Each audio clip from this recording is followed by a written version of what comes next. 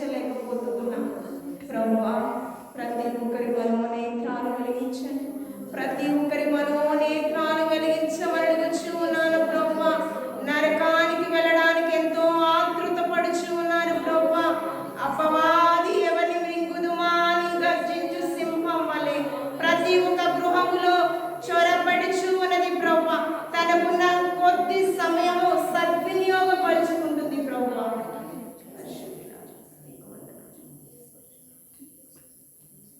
ఈ దేవుడు చూడక ఎంతో మంది సజీవ లెక్కలో నీవిచ్చినటువంటి ఆయుష్ను బట్టి కృతజ్ఞత చెల్లించలేని మనసులో నింపి బిడ్డలు మన్నించండి, క్షమించండి ప్రభువా.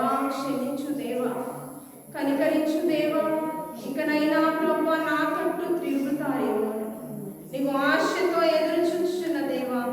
రోమా సామ్రాజ్యం ఒక మారే సిలువ వేసింది. ప్రవర్తన వలన, అవిధేయత వలన, దోషముల వలన, అపరాధములు నీకు అడ్డుగా ఉన్నాయి. వీటి వలన ప్రతిదినం నీకు సిలువ వేస్తూ ఉన్నా. మన్నించండి ప్రభువా, కృప చూపించండి ప్రభువా, క్షమించండి ప్రభువా. ప్రతి ఒక్కరు ఒప్పుకొని విడిచిపెట్టువాడు నీ కనికరము పొందుదురుగాక. ఒప్పుకొని విడిచిపెట్టువారు నీ కనికరము పొందుదురుగాక. పాపములు ఒప్పుకొని విడిచిపెట్టువారు నీ కృపను పొందుదురుగాక. యోగ్యతలు ప్రతి ఒక్కరికి దయచేయండి ప్రభువా. నీకు స్తోత్రము. సర్వశక్తి మంజుడా, ఆశ్చర్యకరుడా ప్రభువా, నీ మందిర ప్రతిష్ఠ ఘనమైన కార్యం కేవలం యెహోవాను నేనే. నాకు చెందవలసిన మహిమ ఘనత ప్రభావం నేను ఎవ్వరికిచ్చు వాడను కాను ప్రభువా. సకల మహిమ ఘనత ప్రభావం నీకు మాత్రమే చెందులుగాక. పరిశుద్ధుడా ఆదిను ప్రభువా, సర్వ సమాజం ఎదుట ప్రభువా, ఈ యొక్క ప్రాంత నివాసులు ఎదుట ప్రభువా నీ మహిమను వెదజలుచు ఉన్నారని నేను విశ్వసిస్తూ ఉన్నాను ప్రభువా. ఘనమైన కార్యం ఎటువంటి ప్రభువా లోటు లేకుండా కానాను వివాహం ఎంత ఘనంగా జరిగించావు, అంత నీకు మహిమకరంగా, సంఘానికి ఆశీర్వాదకరంగా, సమాజానికి దీవెనకరంగా మీరు జరిగించుకోమని ఈ మొదటి దినాన ఉపవాస ప్రార్థనలో మరి శాంతి పాలనంగా మీరు ఏర్పాటు చేసుకున్న దేవానికి వందనాలు. దైవజనులు ఆ విశక్తుల నోట ఫలించు వాకులు సూటిగా ప్రతి ఒక్క హృదయంలో చొచ్చుకుపోనట్లు ప్రభువా, ప్రతి ఒక్కరు నీ వైపు మళ్ళున్నట్లు, ప్రతి ఒక్కరితో మెల్లని స్వరముతో నీవు మాట్లాడవలసి ఉన్నావు.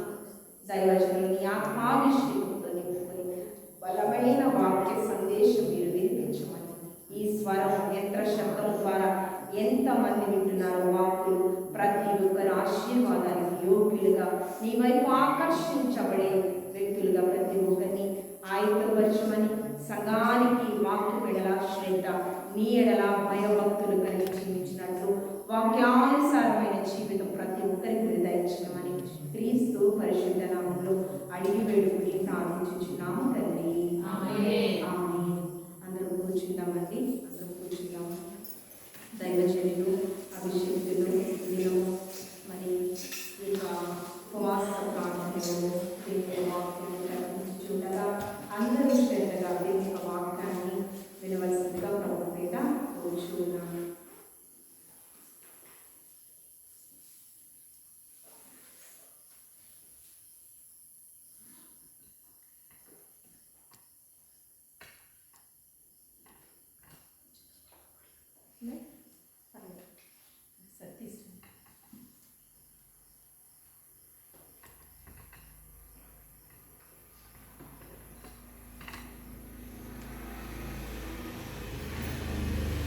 పరిశుద్ధమైన గ్రంథములో నుండి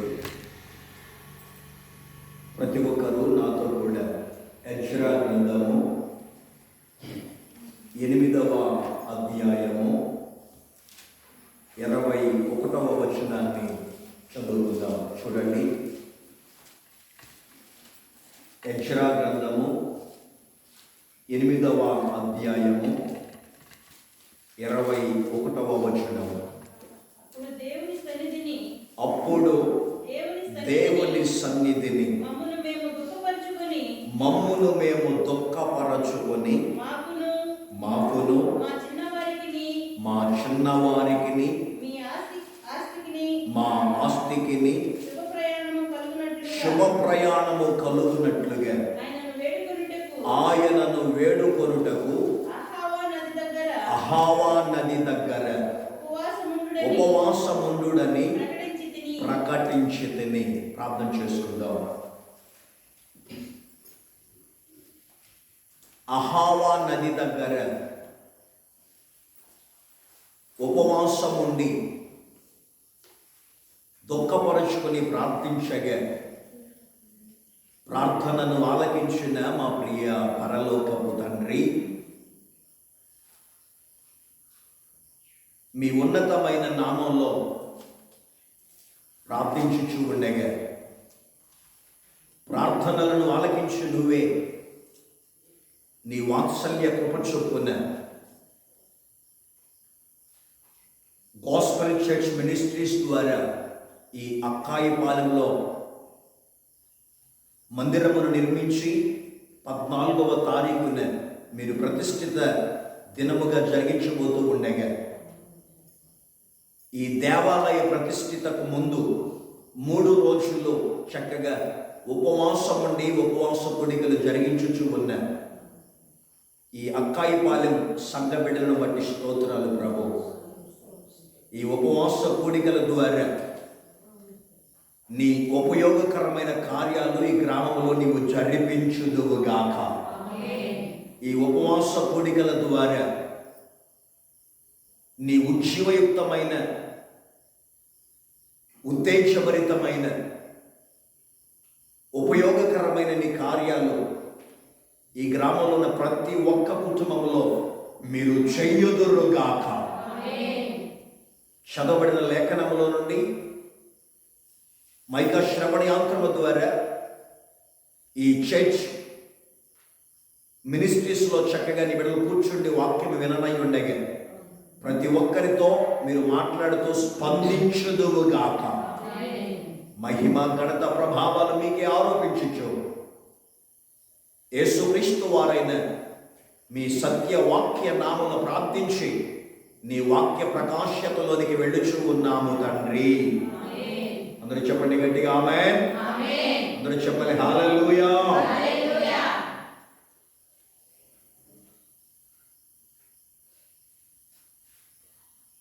గాస్పెల్ చర్చ్ మినిస్ట్రీస్ ద్వారా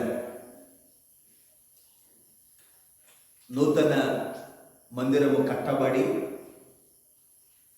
కట్టబడిన ఈ మందిరములో 3 రోజుల ఉపవాస ప్రార్థన కూడికలలో ప్రార్థనాపూర్వకంగా మందిర ప్రతిష్ఠిత కొరకు ఎదురు చూచుచున్న దేవుని కుమార్తెలైన మీ అందరికీ, ఈ గ్రామంలో ఉన్న మీ కుటుంబాల కొరకు రోషముతోనూ ఆధ్యాత్మికమైన వేదనతోనూ ఈ గ్రామంలో ఉన్న కుటుంబాలను పరలోకమందున్న పరిశుద్ధుడైన దేవునితో జత కలపాలి, ఈ గ్రామాన్ని రక్షించాలి అన్న ఆధ్యాత్మికమైన తపనతో ఇక్కడ మందిరాన్ని నిర్మించి పరిచర్య చేస్తున్న నా ప్రియ సహోదరి విశ్వశాంతి సంతోష్ గారికి, దైవజనులు సంతోష్ కుమార్ గారికి, దూరాన సమీపాన ఉండి వాక్యాన్ని వింటున్న అక్కాయిపాలి గ్రామ ప్రజలకు, గ్రామ పెద్దలకు, నా ఎదుటి కూర్చున్న దేవుని కుమార్తెలైన మీ అందరికీ నా హృదయపూర్వక శుభాభివందనాలు తెలియచేస్తున్నాను. మీ పక్కవాని వైపు తిరిగి ఒకరితో ఒకరు వందనవచనం చెప్పి ప్రభు నామాన్ని ఘనపరచండి. మీ పక్క వారికి వందనాలు చెప్పండి ఒకరితో ఒకరు.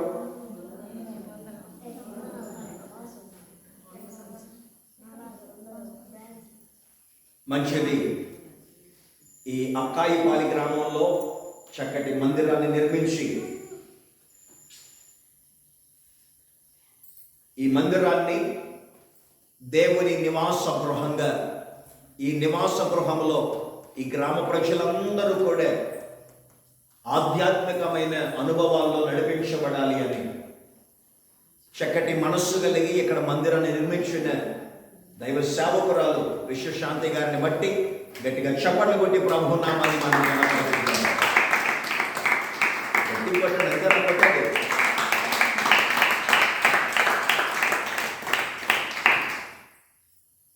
మన గ్రామంలో వారు నిర్మించిన ఈ మందిరం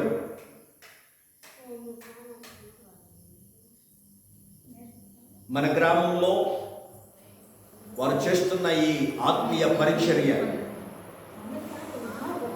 నిశ్చయముగా మనందరికీ ఆశీర్వాదకరమగునుగాక, మన గ్రామానికి రక్షణార్థమగునుగాక, మన గ్రామానికి దేదీప్యమానమైన దేవుని కృప కలిగిన వాక్య వెలుగుగా మార్చబడునుగాక. చెప్పండి గట్టిగా, రెండు చేతులెత్తి స్తోత్రం. హల్లెలూయా. మంచిది దైవ పిల్లలారా, పరిశుద్ధమైన గ్రంథములో ఉన్న ఈ యెషయా గ్రంథం 8వ అధ్యాయం 21వ వచనంలో వ్రాయబడిన మాట నేను చదువుతున్నాను. మీరందరూ కూడా నాతో పాటు చెబుతూ ప్రభు నామాన్ని మహిమపరచాలి. అప్పుడు అందరూ చెప్పండి, అప్పుడు దేవుని సన్నిధిని మమ్మును మేము దుఃఖపరచుకొని మాకును మా చిన్నవారికి మా ఆస్తికిని శుభ ప్రయాణము కలుగునట్లుగా ఆయనను వేడుకొనుటకు అహావా నది దగ్గర ఉపవాసముండుడని ప్రకటించితిని. చదవబడిన లేఖనములో నుండి వాక్యమైన దేవుడు మనందరితో మాట్లాడుగాక. గట్టిగా ఆమేన్. ప్రతి ఒక్కరు నా వైపు చూస్తూ, ఏమండి, ప్రతి ఒక్కరు నా వైపు చూస్తూ చక్కగా కొద్ది నిమిషాలు దైవ వాక్యాన్ని ఆలకించుదాం. 14వ తారీఖున ఈ దేవాలయ ప్రతిష్ఠిత కొడిగా జరగబోతా ఉంది. జరగబోతున్న ఆ దేవాలయ ప్రతిష్ఠిత ఆరాధన కొరకు ముందుగానే మనమంతా ఆయన సన్నిధిలో ఉపవాస కోడికలు జరిగించుకున్నట్ట నిజంగా ఇది ఒక సిద్ధపాటు, ఇది ఒక విశేషమైన సిద్ధపాటుగా ఎంచిన దేవుడు. జరగనగిన ఈ మందిర ప్రతిష్ఠిత ఆరాధన దేవుని మహోన్నతమైన కృప కలిగిన వర్షపు జల్లుగా, తేజోమహిమ కలిగిన ఆయన సన్నిధి ప్రకాశమానముగా, పరిశుద్ధాత్మ దేవుడే త్రియేక ప్రభావముతో ఈ మందిరాన్ని ఆయనే తన మహిమ కొరకు ప్రతిష్ఠించబోతున్నాడు. ఆయన ఈ మందిరాన్ని తన మహిమ కొరకు ప్రతిష్ఠించునుగాక. చెప్పండి గట్టిగా హల్లెలూయా. దైవజనమే, చదవబడిన ఈ యెషయా గ్రంథంలో ఒక చక్కటి మాట ఏమని వ్రాయబడిందంటే, దేవుని సన్నిధిని మమ్మును మేము దుఃఖపరచుకొని మాకు మా చిన్నవారికి మా ఆస్తికి శుభ ప్రయాణము కలుగునట్లుగా ఆయనను వేడుకొనుటకు అహావా నది దగ్గర ఉపవాసము ఉండి 3 రోజులు ఉపవాస కోడికలు అహావా నది దగ్గర యెషయా గ్రంథంలో ఉన్నటువంటి 15 వారసత్వ కుటుంబీకులు జరిపించారు. చెప్పండి స్తోత్రం. వ్రాయబడిన లేఖనంలో ఉన్న అంతరార్థపు మాట ఏమిటంటే, యెషయా గ్రంథకర్త అయినటువంటి ఓ విశేషమైన దైవత్వం కలిగిన యెహోవా సేవకుడు లేదా యెహోవా నాయకుడు అహావా నది దగ్గర ఈ యూదులైన వారితో ఏం చెప్పాడంటే, మనమందరం ఉపవాసం ఉండి మనమంతా దేవుని ఎదుట మనలను మనం తగ్గించుకొని మనకు, మన పిల్లలకు, మన ఆస్తి అంతటికి క్షేమకరమైన ప్రయాణం ఇవ్వమని వేడుకుందాం అని ఈ 15 వారసత్వ కుటుంబాలకు యెషయా ప్రకటించినప్పుడు ఆ 15 వారసత్వ కుటుంబాలన్నీ కూడా అక్షరాల 1558 మంది 3 రోజులు అహావా నది దగ్గర ఉపవాసం చేశారు. గట్టిగా స్తోత్రం చెప్పండి. మరి చెప్పాలి హల్లెలూయా. అమ్మ నా వైపు చూడమన్నారు కదా, నా వైపు చూడండి, వినండి. ఈ గ్రామంలో ఎన్ని కుటుంబాలు ఉన్నాయో నాకైతే తెలియదు, కానీ యెజ్రా గ్రంథంలో 15 కుటుంబాల వారసుల వారు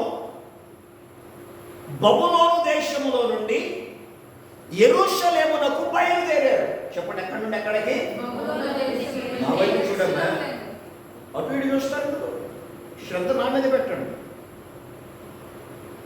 దేవుని వాక్యం మీద శ్రద్ధ పెట్టండి. బబులోను దేశం నుండి యెరూషలేమునకు ప్రయాణాన్ని ప్రారంభించారు. ప్రయాణాన్ని ప్రారంభించిన ఆ 15 కుటుంబాల వారసులు 1550 మంది బబులోను దేశం నుండి యూదా దేశములను యెరూషలేముకు ప్రారంభిస్తే, ఆ ప్రారంభ ప్రయాణానికి ముందు 3 రోజుల ఉపవాసాలు అహావా నది దగ్గర యజ్రా పెట్టించాడు. గట్టిగా స్తోత్రం చెప్పొచ్చు కదా. రెండు చేతులెత్తి హల్లెలూయా. ఈ వాక్యాన్ని చదివినప్పుడు పరిశుద్ధాత్మ దేవుడు నాలో ఏమి ప్రేరేపిస్తూ వచ్చాడంటే, ఆనాడు యజ్రా చెప్పిన మాట విని 15 మంది వారసత్వ కుటుంబీకులు, అయ్యో నీ మాట విని మనమంతా దేవుని దగ్గర తగ్గించుకొని దుఃఖపరచుకొని మనకి, మన పిల్లలకి, మనకు కలిగిన ఆస్తికి క్షేమకరమైన ప్రయాణం జరగాలి, క్షేమకరమైన ప్రయాణం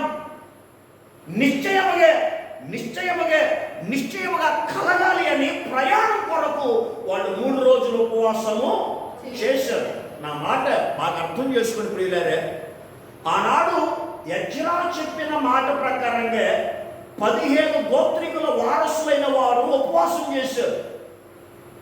ఉపవాసం ఎందుకు చేశారు అంటే, వారి ప్రయాణం కొరకు చేశారు. ఎక్కడి నుండి ఎక్కడికి? బబులోను నుండి యెరూషలేమునకు. నేను అంటాను, బబులోను ఈ లోకానికి సాదృశ్యం, యెరూషలేము పరలోకానికి సాదృశ్యం. ఈ వాక్యాన్ని చదువుతున్నప్పుడు పరిశుద్ధాత్మ దేవుడు నాలో కలుగు చేస్తున్న ప్రేరేపణ ఏమిటంటే, దైవ సేవకురాలు విశ్వశాంతి గారి ద్వారా ఆత్మీయ ప్రయాణాన్ని మన గ్రామంలో మొదలు పెట్టాడు దేవుడు. గట్టిగా స్తోత్ర. ఆవిడ మాట విని ఈ ఉపవాస గుడికలకి మీరు వచ్చి ప్రార్థన చేస్తున్నారే, మీరు నిత్యముగా ధన్యులు, దీవించబడుదురు గాక. చెప్పండి గట్టిగా, రెండు చేతులెత్తి స్తోత్ర.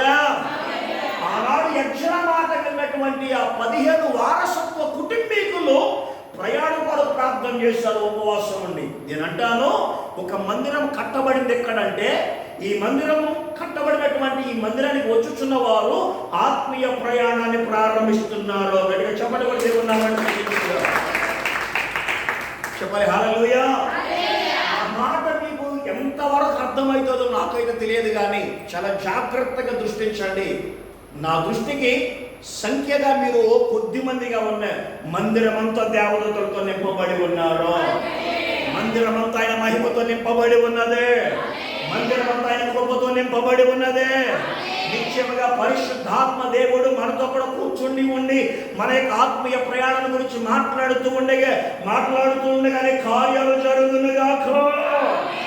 చెప్పండి హల్లెలూయా.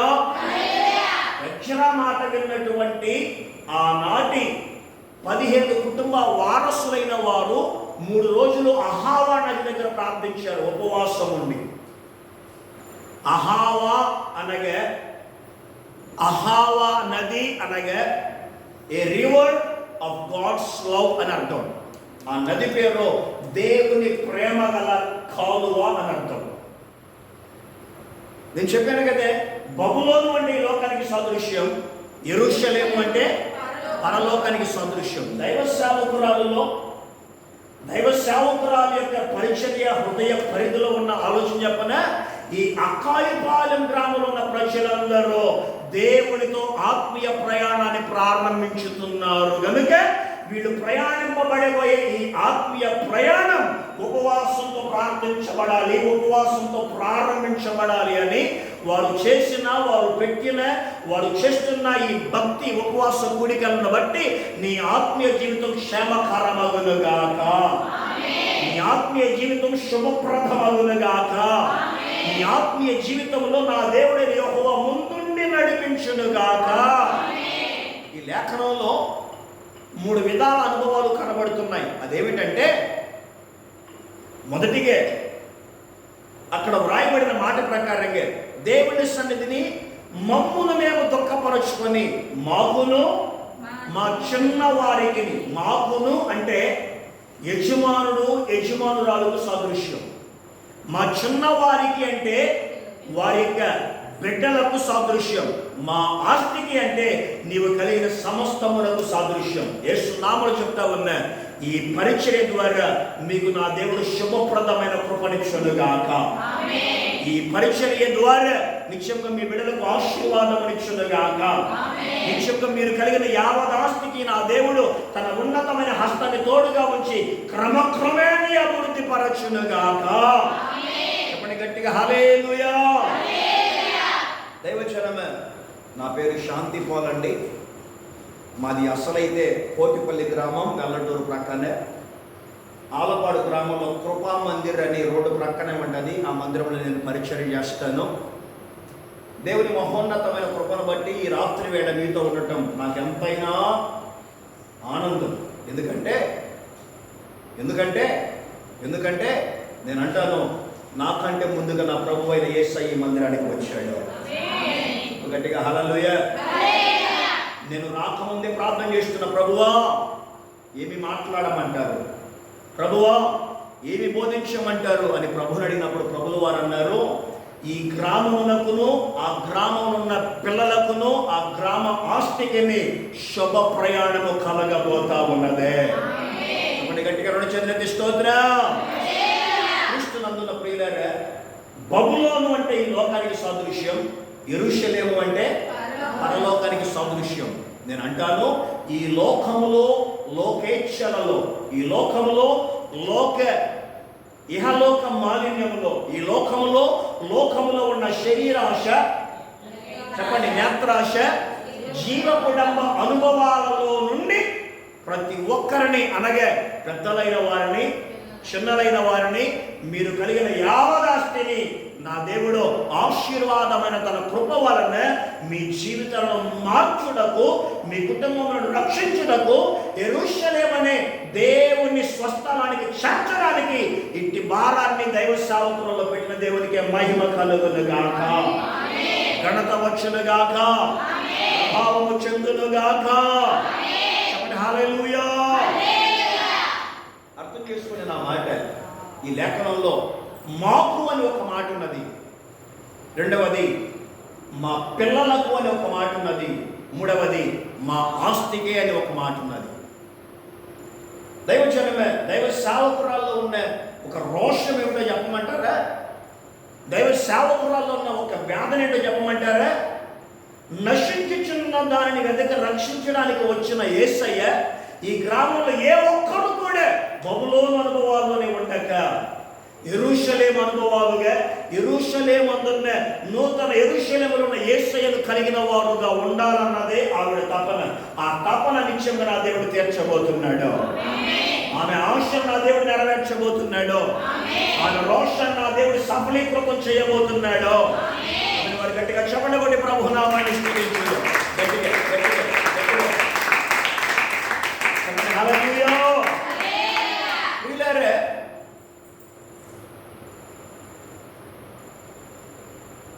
పరిశుద్ధమైన గ్రంథంలో, మనం కలిగిన ఈ పవిత్రమైన గ్రంథంలో 66 పుస్తకాలు ఉన్నాయి. 66 పుస్తకాలు కలిగిన ఈ బైబిల్ గ్రంథమందు పాత నిబంధనలో 39 పుస్తకాలు ఉన్నాయి. క్రొత్త నిబంధన గ్రంథంలో 27 పుస్తకాలు ఉన్నాయి. వినాలి జాగ్రత్తగా. పాత నిబంధన గ్రంథమందు 39 పుస్తకాలు, క్రొత్త నిబంధన గ్రంథమందు 27 పుస్తకాలు ఉన్నాయి. పాత నిబంధన గ్రంథమందు 39 పుస్తకాలు నీ కొరకు, నా కొరకు, మన కొరకు ఆకాశానికి భూమికి మధ్య వేలాడదీయబడి చనిపోవక ముందు యేసుక్రీస్తు ప్రభువు వారికి కొట్టబడిన 39 దెబ్బలకు సాదృశ్యం. చెప్పండి స్తోత్రం.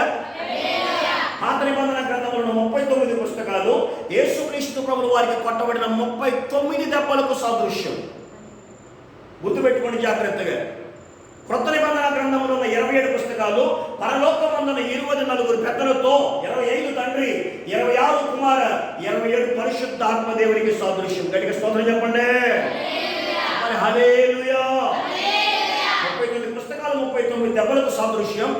27 పుస్తకాలు పరలోక పట్టణమందు 24 పెద్దలతో తండ్రి, కుమార, పరిశుద్ధాత్మ దేవునికి సాదృశ్యం. వినండి జాగ్రత్తగా. ఈ బైబిల్ గ్రంథమందు 1189 అధ్యాయాలు ఉన్నాయి. 31,102 వచనాలు ఉన్నాయి. 7,81,621 పదములు ఉన్నాయి.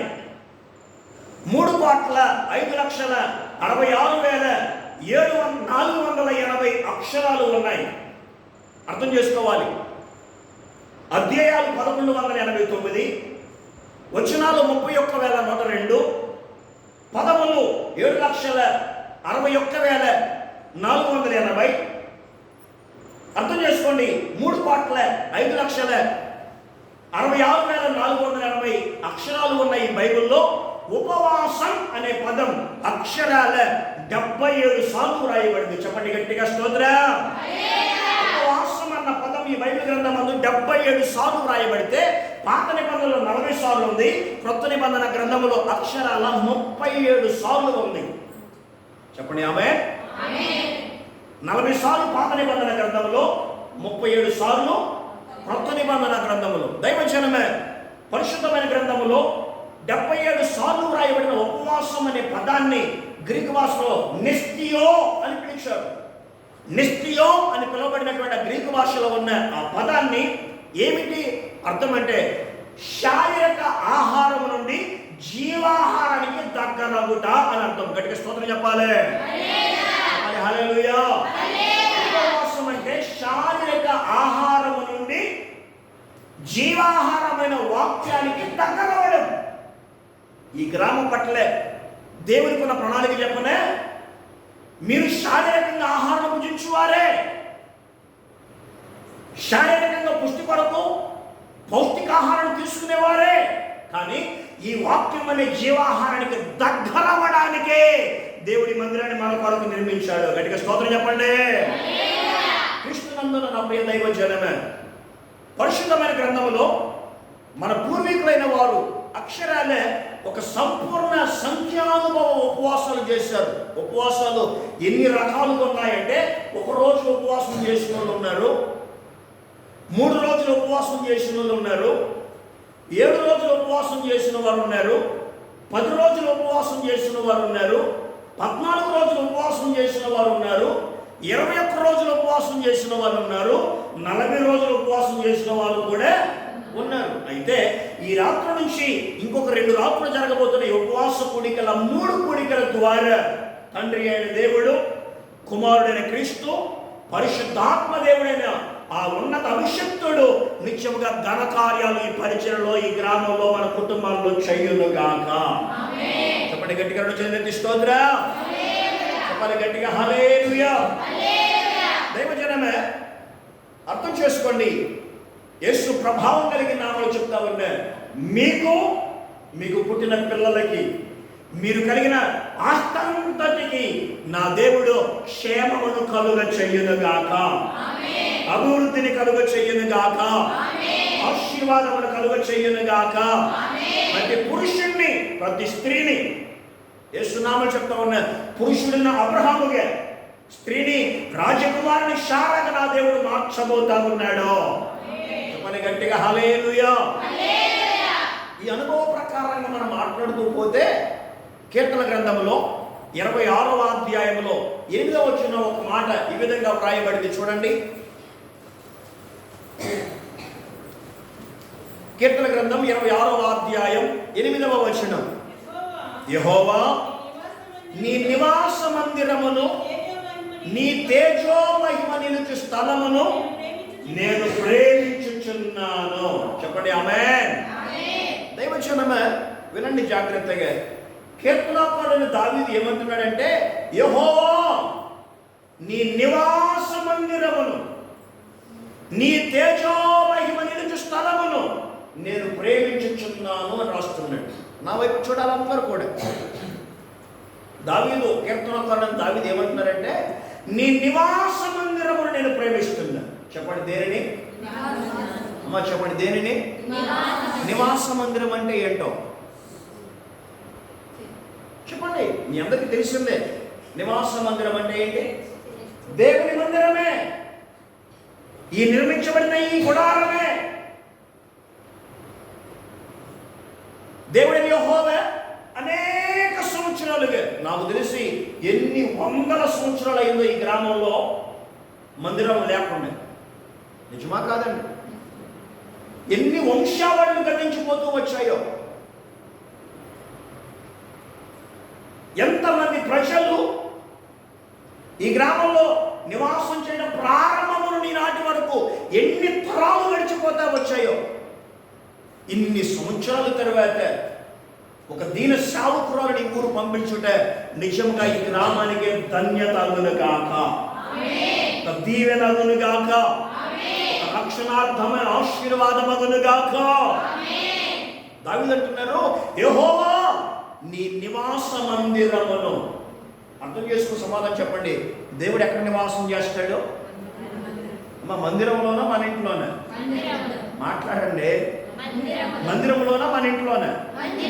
కొంతమంది ఏమంటారు చెప్పనా? దేవుడు నా గుండెలో ఉన్నాడా, మందిరానికి ఎందుకు వెళ్ళాలి అనేవారు లేరా? ఉన్నారా లేరా?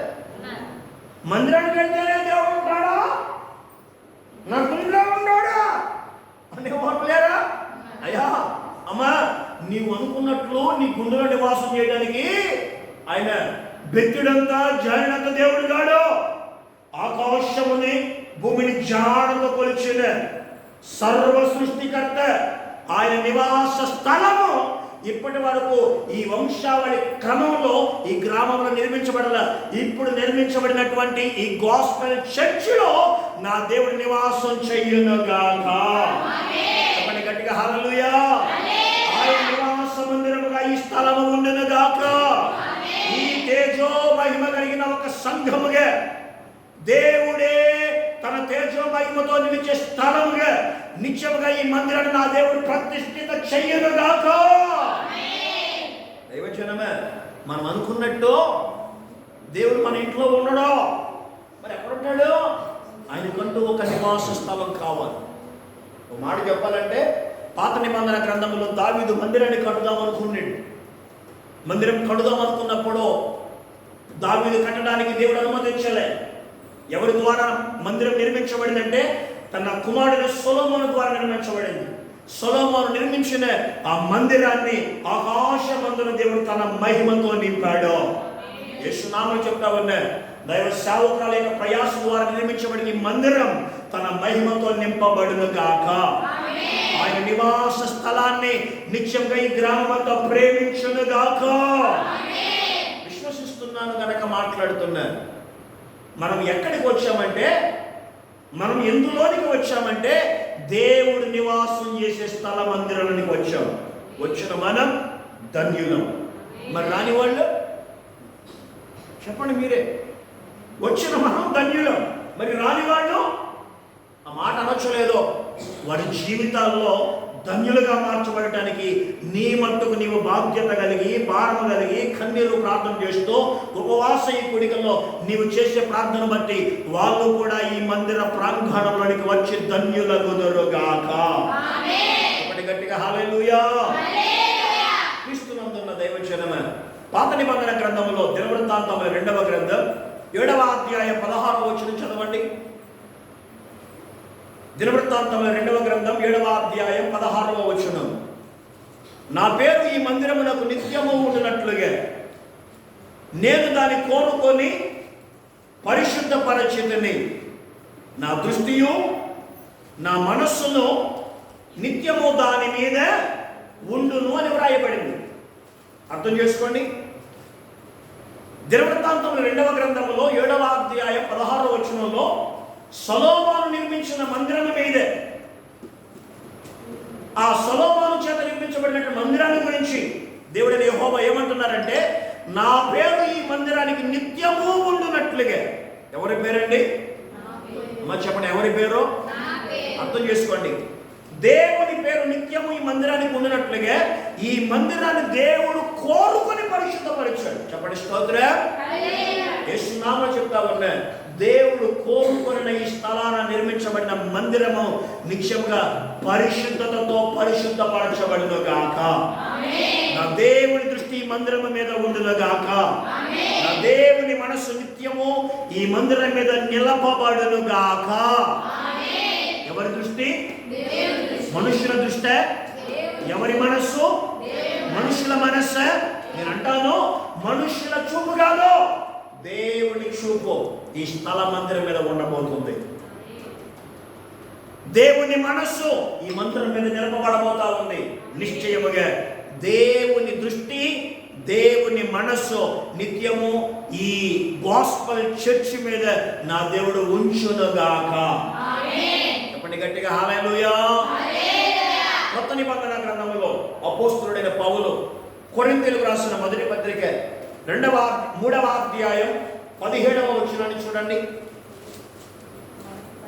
అపోస్తలుడైన పౌలు కొరింథీయులకు రాసిన మొదటి పత్రిక 3వ అధ్యాయం 17వ వచనం. ఎవడైనను దేవుని ఆలయమును పాడు చేసిన ఎడల దేవుడు వానిని పాడు చేయును. దేవుని ఆలయము పరిశుద్ధమై ఉన్నది, మీరు ఆ ఆలయమై ఉన్నారు. అర్థం చేసుకోండి. ఇక్కడ నా వైపు చూడాలి, శ్రద్ధగా దేవుని వాక్యాన్ని వినాలి. పాత నిబంధన గ్రంథంలో ఏముందంటే, దేవుని దృష్టి, దేవుని మనస్సు సొలొమోను కట్టిన మందిరం మీదే నిత్యము ఉంటుంది. కొత్త నిబంధన గ్రంథంలో ఏమని రాయబడిందంటే, దేవుని దృష్టి, దేవుని మనస్సు నిత్యము ఉండేటువంటి దేవుని ఆలయాన్ని ఎవరైనా పాడు చేస్తే, వినాలి జాగ్రత్తగా, దేవుని దృష్టి, దేవుని మనస్సు నిత్యము ఉండే ఆయన నివాస మందిరాన్ని ఎవరైనా పాడు చేస్తే దేవుడు ఏం చేస్తాడు? మాట్లాడండి. ఏం చేస్తాడు? దేవుని మందిరాన్ని పాడు చేసిన వారిని దేవుడే పాడు చేస్తాడు. మనుషులమైన మనం పాడు చేయాల్సిన అవసరత లేదు. ఖచ్చితంగా చెప్తా, నువ్వు దేని జోలికైనా వెళ్ళు, ఎవరి జోలికైనా వెళ్ళు, నేను అంటాను, దేవుని జోలికి, దేవుని మందిర జోలికి, దేవుని పని జోలికి నీ వెళ్ళావనుకో, గుర్తుపెట్టుకో, జాగ్రత్త. నీ మేలు కూడా చెప్తున్నా, దైవజనమా, ఓ పురుషుడా, ఓ స్త్రీ, నీ వయసులో పెద్దవాడినైతే ఒక అన్నయ్యగా చెప్తున్నా, వయసులో చిన్నవాడినైతే ఒక తమ్మునిగా చెప్తున్నా, మీ ఆత్మీయ సంక్షేమం కూడా చెప్తున్నా, 2 చేతులు జోడించి బ్రతిమలాడి చెప్తున్నా, దేవుని కొరకు నిర్మించబడిన మందిరం మీద దేవుని దృష్టి ఉంది, ఆయన మనస్సే ఉంది. ఆయన దృష్టి ఉండి ఆయన మనస్సు ఉన్న ఈ మందిరాన్ని కనుక ఎవరైనా పాడు చేయాలని అనుకుంటే, ఎవరైనా పతనపరచాలనుకుంటే, ఎవరైనా మందిర పరిచయను నిజంగా నిజంగా నిజంగా గాయపరచాలని అనుకుంటే దేవుడు ఏం చేస్తాడు చెప్పనా? వారిని పాడు చేస్తాడు. నేను అంటాను, ఒకవేళ దేవుని కొరకు జరుగుతున్న పని విషయంలో ఎవరైనా పాడు చేసే బుద్ధి, పాడు చేసే మనస్సు, పాడు చేసే చేష్టలు చేస్తే జాగ్రత్త పడండి. దేని జోలికైనా వెళ్ళు, కానీ దేవుని జోలికి వెళ్ళదు. మాట చెప్పమంటావా? దేవుని మందసము ఒక రోజున ఎట్ల బండి మీద వెళ్ళబడుతూ ఉన్నప్పుడు ఆ ఎడ్ల బండి మీద ఉన్న దేవుని నిబంధన మందసం పడిపోతుంది అని ఒక యవనస్తుడు ఏం చేసి చెప్పనా, పడిపోతూ ఉందని చెయ్యి చాపి దాని మీద చెయ్యి పెట్టాడు. ఏం చేశాడు? మందసం పడిపోతుంది చెయ్యి పెట్టాడు. చెప్పండి, ఏం చేశాడు? మందసం పడిపోతుంది చెయ్యి పెట్టాడు. అంతే. చెయ్యి పెట్టిన ఆ వ్యక్తిని దేవుడు ఏం చేశాడు చెప్పనా, అక్కడే మరణానికి అప్పగించేశాడు. ఎందుకు ఈ మాట చెప్తున్నాను అంటే, దేవుని పరిచర్యనైనా, దేవుని సేవనైనా, దేవుని పనినైనా మనము మన జీవితంలో అశ్రద్ధగా చూసిన, అనాలోచనతో చేసిన, తెలిసి ఏదైనా అతిక్రమించి చేసిన దేవుడు ఏం చేస్తాడు చెప్పనా? మనల్ని ఉండనీయకుండా చేస్తాడు. బైబిల్లో ఉన్న మాట అదే, ఎవడైనను దేవుని ఆలయాన్ని పాడు చేస్తే దేవుడు వారిని పాడు చేస్తాడు. ఎందుకో చెప్పనా? దేవుని ఆలయము పరిశుద్ధమైనది, మనమే ఆ ఆలయమై ఉన్నాం. మాట చెప్పమంటావా? దైవ సేవకురాల యొక్క ఖర్చు ద్వారా కట్టబడిన ఆలయం అనేది ఇది మన చేతులతో నిర్మించబడింది, కానీ మనమే దేవుని చేతులతో నిర్మించబడిన వాడము. చెప్పండి గట్టిగా హల్లెలూయా. మన చేతులతో నిర్మించబడిన ఈ ఆలయము కన్నా దేవుని ఆత్మ నివాసం చేస్తున్న మన హృదయం దేవుడు నివాసం చేసే నివాస స్థలము కనుక నిత్యముగా దుష్టుడైన వాడు ఏదో ఒక ప్రేరేపిత కోణములో మనల్ని పాడు చేయడం చూస్తే వాడే ముందు పాడవుతాడని గ్రహింపుతో జాగ్రత్త పడుదురుగాక.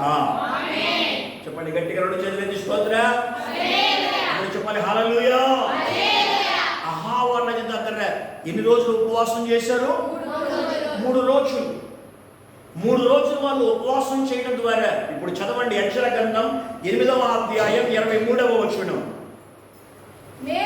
మేము ఉపవాసం ఉండి ఆ సంగతిని బట్టి మా దేవునిని వేడుకొనగా ఆయన మా మనవి అంగీకరించాడు. అర్థం చేసుకుని ప్రియులారా, అహావా నది దగ్గర యెషయా చెప్పిన మాట ప్రకారంగా 3 రోజులు ఉపవాసం ఉండి ప్రార్థించిన 15 వారసత్వ కుటుంబాలను దేవుడు ఏం చేశాడంటే, వారు ప్రార్థించిన ప్రార్థనకు జవాబునిచ్చి వారికి, వారి పిల్లలకు, వారు కలిగిన ఆస్తంతటికి నా దేవుడు క్షేమాన్ని కలుగజేసినట్లుగా ఈ ఉపవాస కూడికల ద్వారా ఏ సంగతిని బట్టి 14వ తారీఖున జరగబోతున్న దేవాలయ ప్రతిష్ఠిత సంగతిని బట్టి నా దేవుడు ఈ గ్రామాన్ని, గ్రామముందున్న యవన బిడ్డలను, ఈ గ్రామపు ఆస్తినంతటిని నా దేవుడు శుభప్రదమైన పరిశుద్ధ జనాంగముగా, పరిశుద్ధ గ్రామంగా ఆశీర్వాద జవాబు కృపతో నింపి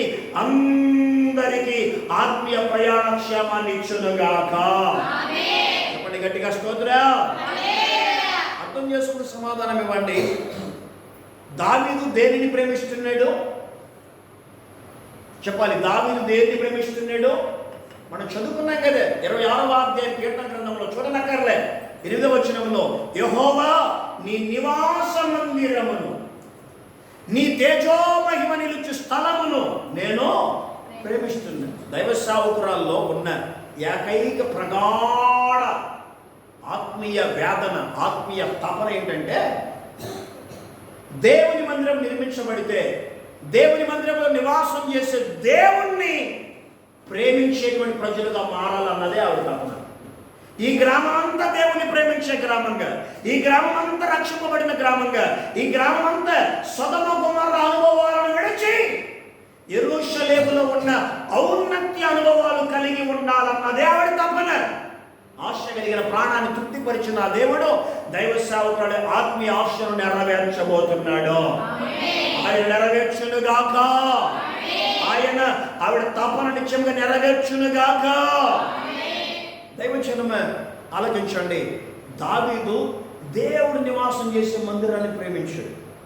క్షమించండి ఇలా అంటున్నానని, ఈ లోకంలో ఉన్న మనుషులు ప్రేమ అనే దాన్ని అడ్డం పెట్టుకొని ఈ లోక ఆలోచన ద్వారా ఒక స్త్రీ పురుషుని ప్రేమించడం, ఒక పురుషుడు స్త్రీని ప్రేమించడం, ఒక యవన సహోదరి ఒక యవనుడు ప్రేమించడం, ఒక యవనుడు యవన స్త్రీని ప్రేమించడం, ఇలా ఈ లోకమైన ప్రేమలు అన్ని జరుగుతూ ఉంటాయి. ఆ ప్రేమ గురించి మాట్లాడటానికి నేను రాలే.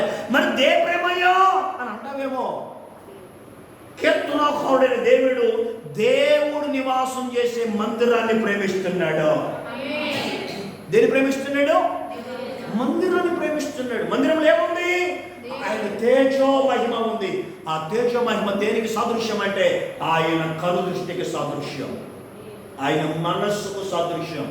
దైవజనమే, నీ భర్త మీద నీకు ఎంత దృష్టి ఉంటుందో, అమ్మా నీ బిడ్డల మీద నీకు ఎంత దృష్టి ఉంటుందో, అయ్యో నీ భార్య నీ బిడ్డల మీద నీకు ఎంత మనస్సు ఉంటుందో, నీకున్న మనస్సును మించిన వాడు మనస్సున్న మంచివాడైన నా దేవుడు. నీకున్న దృష్టిని మించిన వాడు, తేజోమహిమైన దృష్టాంతములో అన్ని విషయాలు చూసుకునేవాడు. ఆయన నిత్యంగా నువ్వు ఏం చేస్తున్నా చూస్తున్నాడు, ఏమి మాట్లాడుతున్నా వింటున్నాడు, ఏమి ఊహిస్తున్నా గ్రహిస్తున్నాడు. నేను ప్రకటిస్తున్న దేవుడు నీ మీద దృష్టి పెట్టి నీలో మార్పులు తెచ్చే కార్యాలు ప్రారంభించాడు, నిన్ను ఆశీర్వదించే కార్యాలు ప్రారంభించాడు, నిన్ను రక్షించే క్రియలు ప్రారంభించాడు. యేసు నామములో చెప్తున్నా, మీకు పుట్టిన పిల్లలకని మీరు కలిగిన సమస్తానికి నా దేవుడు విశేషమైన క్షేమాన్ని ఇచ్చునుగాక. చెప్పండి గట్టిగా స్తోత్రం. అర్థం చేసుకోండి ప్రియులారా, ఒక గృహం నిర్మించుకున్నామంటే ఆ గృహం చుట్టూ ప్రాకారం ఉండదు. ప్రాకారపు గోడ కట్టుకోమని. ప్రాకారపు గోడ కట్టుకునే స్తోమత లేకపోతే ఈ మధ్యకాలంలో పచ్చకొట్లు వస్తున్నాయి, అవన్నీ కట్టుకుంటామా లేదా? అవి కట్టుకోవడం కూడా స్తోమత లేకపోతే పూర్వపు రోజులు చీరలు అడ్డం కట్టేవారు. ఏమిటవి? ఆ చీరలు కట్టుకునే స్తోమత లేకపోతే ఏదో ఒక ఆకును అడ్డం పెట్టుకుని కట్టేవారు. నేను అంటాను, ఒక గృహం నీవు నిర్మించుకుంటే ప్రాకారపు గోడ కట్టుకుంటున్నావే, ఒక ఇల్లు నీవు నిర్మించుకుంటే నీ ఇంటి చుట్టూ చీరలే అడ్డంగా గోడవలే కట్టుకుంటున్నావే, నీ ఇంటికే ప్రాకారం ఉంటే దేవుని సృష్టిలో దేవుని ఆలయముగా, దేవుని పరిశుద్ధమైన జనంగా, దేవుని స్వహస్తాలతో చేయబడిన విశ్వాసి నీ చుట్టూ నా దేవుడు ప్రాకారంగా ఉండే రోజులు ప్రారంభమయ్యాయే. చెప్పండి హల్లెలూయా. ఈ గ్రామం చుట్టూ రక్షణ ప్రాకారంగా ఉండాలని ఈ పరిచర్య ప్రారంభించాడు దేవుడు. నీ కుటుంబాన్ని రక్షించి ప్రఖ్యాతిగా రక్షణయే ప్రాకారంగా నీ చుట్టూ నిర్మించాలి అని బైబిల్లో యోబు గురించి చెప్పనవసరం లేదు. యోబు చుట్టూ దేవుడు కంచె వేసినట్టుగా నీ చుట్టూ, నీ కుటుంబం చుట్టూ ఈ మందిరాన్ని ఒక కంచెగా నా దేవుడు ఒక క్షేమాధారాన్ని నిర్మించాడు. చెప్పాలి హల్లెలూయా. దేవుని మందిరాన్ని ప్రేమించడానికి గల 3 కారణాలు చెప్పి నా మాటను ముగిస్తాను. దైవజనమే, దావీదు దేవుని మందిరాన్ని ప్రేమించాడు, దేవుని తేజోమహిమనిచ్చే స్థలాన్ని ప్రేమించాడు, దేవుని నివాసం చేస్తున్న ఈ గుడారాన్ని ప్రేమించాడు. ఎందుకు ప్రేమించాడు అంటే చదవండి మొదటి మాట, దేవుని నివాస మందిరమును ఎందుకు ప్రేమించాలి?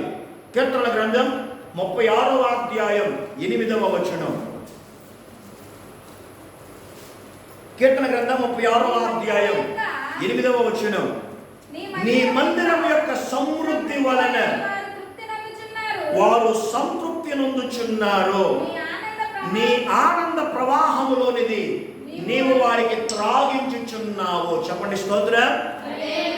దావీదు దేవుని మందిరాన్ని ఎందుకు ప్రేమించాడు అంటే మొదటి మాట, దేవుని నివాస మందిరమున సమృద్ధి ఉన్న కనుక ప్రేమించాడు. గట్టిగా చెప్పండి కూడా దేవుని నామమున స్తుతించండి. గట్టిగా గట్టిగా గట్టిగా గట్టిగా హల్లెలూయా. దావీదు దేవుని మందిరాన్ని ఎందుకు ప్రేమించాడు అంటే మొదటి మాట, దేవుని మందిరములో సమృద్ధి ఉందని ప్రేమించాడు. చెప్పండి, మందిరములో ఏముంది? చెప్పండి, ఏముంది? మిమ్మల్ని అడుగుతున్నా, ఏమనుకోకండి. అమ్మా, మీ ఇంట్లో బీరువా ఉందా? ఉందమ్మా? ఆ బీరువాలో ఎంత డబ్బు ఉందో? సహోదరి, మీరు మీ ఇంట్లో బీరువా ఉందా? ఆ బీరువాలో ఎంత డబ్బు ఉందో? లేదా? రైట్. అమ్మ, మీరు మీ ఇంట్లో బీరువా ఉందా? ఎంత ధనం ఉందో చెప్పండి, పర్లేదు. మీ ముఖమును చూస్తా ఉంటే మా ఉంటే ఒక 10,000 కంటే ఎక్కువ ఉంటే అబ్బో గ్రేటే అన్నట్టు కనబడతా ఉన్నాయి. నేను అంటాను, మీ ఇంట్లో బీరువాలు ఉండి ఆ బీరువాలు 5,000, 10,000, మా ఉంటే 25,000, ఇంకా ఉంటే 50,000, బాగా ఉంటే 1,00,000. అమ్మా, మీ జీవితాంతం సరిపోతాయా? మాట్లాడండి, సరిపోతాయా? ఇంట్లో ఉన్న 1,00,000 రూపాయలు సమృద్ధి అని అనొచ్చా? మనం సరిపోతాయి అనుకోవచ్చా? నేను అంటాను దేవుని మందిరాన్ని దావీదు ప్రేమించడానికి గల ఏకైక కారణం, దేవుని మందిరంలో సమృద్ధి ఉంది. ఏ సమృద్ధి అంటే ఆహారపు సమృద్ధి. గట్టిగా స్తోత్రం చెప్పు. ఇంట్లో 5,000 ఉన్నాయా? నీ ఇంట్లో 10,000 ఉన్నాయా? నీ ఇంట్లో 15,000 ఉన్నాయా? 5,000 ఉన్నాయా? మా బాగుంటే 50,000 ఉన్నాయా? అంతకు మించి 1,00,000 ఉన్నాయా? అవి జీవితాంతం సరిపోవు. నేను అంటాను, నేను ప్రకటిస్తున్నా, నా దేవుడు కృపా సమృద్ధి కలిగిన వాడు. అందుకని ఆయన అంటాడు, నా మందిరములో ఆహారం ఉండినట్లు అని. యేసునామం చెప్తున్నా, ఆయన మందిరంలో ఏ ఆహారం చెప్పనా? వాక్యమైన జీవాహారం. ఆ ఆహారం కొరకు నీవు గనక ప్రేమించే వ్యక్తిగా మందిరానికి వస్తే, నీవు తినడానికి, నీ ఇంటి వారు తినడానికి, నీవు భుజించిన తరగని ఉన్నతమైన ఆహారాన్ని నా దేవుడు ఉంచబోతున్నాడు. చెప్పండి గట్టిగా హల్లెలూయా. మనందరికీ తెలిసి ఇశ్రాయేలీలు ఉన్నారు. ఇశ్రాయేలు ఎవరు అంటే యాకోబు అనే వ్యక్తిలో నుంచి వచ్చిన 12. ఆ 12 మంది 74 అయ్యారు. ఆ 74 3 లక్షల మంది అయ్యారు. చివరికి 20 లక్షల మంది అయ్యారు. 20 లక్షల మంది ప్రజలు ఒక రోజున ఆహారానికి అలమటిస్తున్నప్పుడు మోషేను దూషిస్తూ, మోషే మీద సనుగుతూ, మోషే మీద గొనుగుతూ, మోషే తినడానికి ఆహారం కూడా లేదయ్యా అని ఇష్టానుసారము మాటలు మాట్లాడుతూ ఉన్నప్పుడు, నోటికి ఏది వస్తే అది మాట్లాడుతున్నప్పుడు మోషే దేవుడి యెహోవాకు ప్రార్థించగా, ప్రార్థన ఆలకించిన దేవుడు ఏం చేసి చెప్పనా? ఆకాశాన్ని తెరచి పూరాళ్లను కురిపించాడు. చెప్పండి స్తోత్రం. చెప్పండి గట్టిగా హల్లెలూయా. పూరాళ్లను కురిపిస్తే ఏ రోజు ఆ రోజే తినాలని చెప్పాడు దేవుడు. వీళ్ళు ఏ రోజు ఆ రోజు తినకుండా రేపటి కొరకు కూడా భద్రపరుచుకునేంత విస్తారంగా దేవుడు వారికి సమృద్ధిని ఇచ్చాడు. మాట చెప్పమంటావా? ఆహారం ముగించిన వారికి నీరు అవసరం లేదా? అవసరమే. మరి నీరు విషయంలో ఏం చేశాడు చెప్పలే? బండను ముట్టాడు, బండతో మాట్లాడాడు. బండతో మాట్లాడి బండను కొట్టలేగా బండలో నుంచి విస్తారమైన జల సమృద్ధి వచ్చింది. ఇది పాత నిబంధనలో ఉంటే, కొత్త నిబంధన గ్రంథంలో ఒక పసిపిల్లవాడు 5 రొట్టెలు 2 చిన్న చేపలు తల్లి పెట్టిన బాక్సులో పెట్టుకుని యేసుక్రీస్తు వారు కొండ మీదే 3 రోజులు ఇలాగే సభలు పెడితే, వేల మంది సభలు పెట్టినప్పుడు 3 రోజుల వరకు పసిగుడ్డోడు తినలే. చెప్పండి, తిన్నాడా? తినలే. 2 రోజులు సభలు అయిపోయాయి. 3వ రోజు సభ అయిపోయింది. యేసుక్రీస్తు వారు సభల ముగింపులో శిష్యులను పిలిచి, శిష్యులారా భుజించడానికి ఏమైనా ఉన్నదా అని అడిగితే శిష్యులు అన్నారు, అయ్యా మా దగ్గర ఏమీ లేదు. ఈ లోపట, నాన్న నీ పేరేంటి బాబు?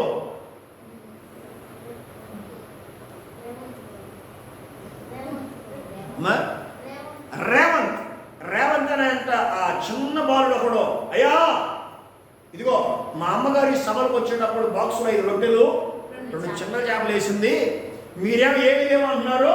నా దగ్గర 5 రొట్టెలు 2 చిన్న చేపలు ఉన్నాయి, ఇదిగోండి అని ఆ పసివాడు యేసుక్రీస్తు వారికి ఇచ్చినప్పుడు, చెప్పండి ఎన్ని ఇచ్చాడు?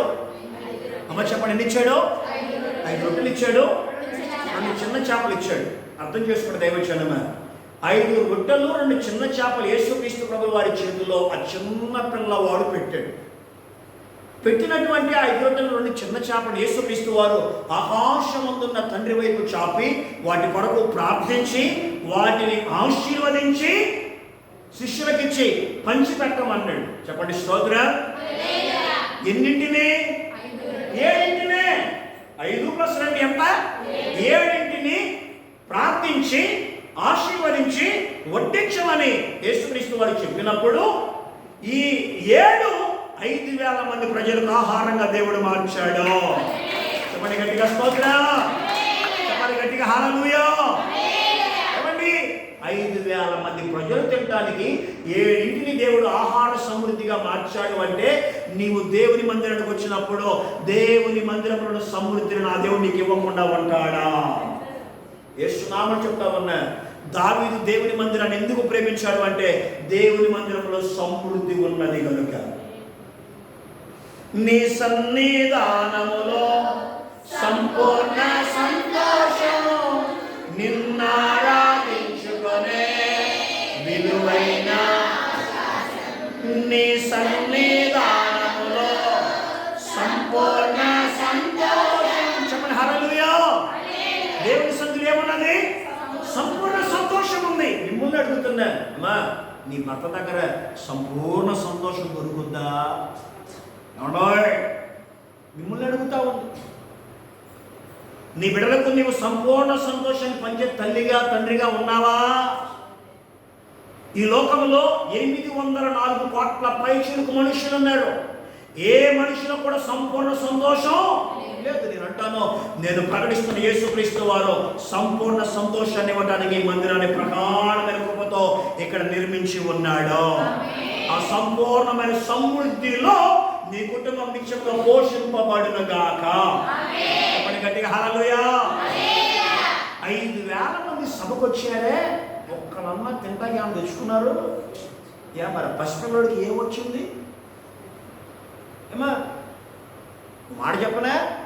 ఒరే నాయన, నేను ప్రార్థనకు రాలేదు కానీ నువ్వు వెళ్ళు అని పంపించిన ఆ తల్లి పోతూ పోతూ బిడ్డకి 5 రొట్టెలు 2 చిన్న చేపలు పెట్టి పంపించిందంటే, బిడ్డ 3 రోజులు సభలకు వెళ్ళి అలసిపోతాడేమో, సొలసిపోతాడేమో, ఆహార విషయంలో తనకు తాను కృంగిపోతాడేమో, నీరసం వస్తుందేమో, సోలిపోతాడేమో అని బిడ్డ మీదే తల్లికి అంత దృష్టి ఉంటే ఈ గ్రామం మీద నా దేవుడికి ఇంకెంత దృష్టి ఉండాలి?